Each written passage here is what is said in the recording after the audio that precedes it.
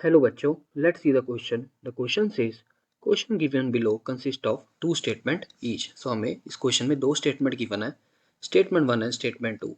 So हमें कहा गया कि क्या हमारी ये दोनों statement true है कि नहीं. अगर ये दोनों statements हमारी true है तो क्या हमारी statement 2 एक correct explanation है statement 1 की या नहीं. अगर हम अपनी first statement देखें तो यहाँ पे कहा गया कि F2 has high reactivity. अगर हम अपने F2 का स्ट्रक्चर देखें तो यहाँ पे हम देख सकते हैं कि फ्लोरीन पे हमारे पास दोनों फ्लोरीन पे हमारे पास 7 इलेक्ट्रॉन्स प्रेजेंट होते हैं, मतलब 7 हमारे पास अनपेड इलेक्ट्रॉन्स प्रेजेंट होते हैं. सो जिसके कारण हम देख सकते हैं कि काफ़ी ज़्यादा एक रिपल्शन क्रिएट होती है इस बॉन्ड में. सो ये बॉन्ड जो है ये काफ़ी वीक हो जाता है.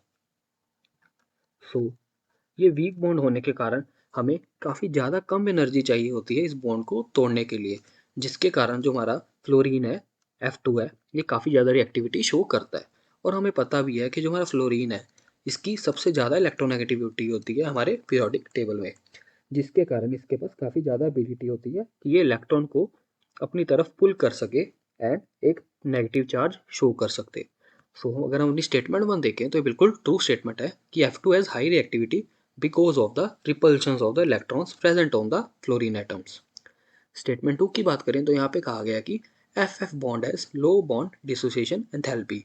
सो ये भी बिल्कुल ट्रू है क्योंकि हमें बहुत कम एनर्जी चाहिए होगी अपने इस बॉन्ड को तोड़ने के लिए. So are a statement is correct, that is statement 1 and statement 2 both are correct and statement 2 is correct explanation of statement 1. So I hope you understood it well.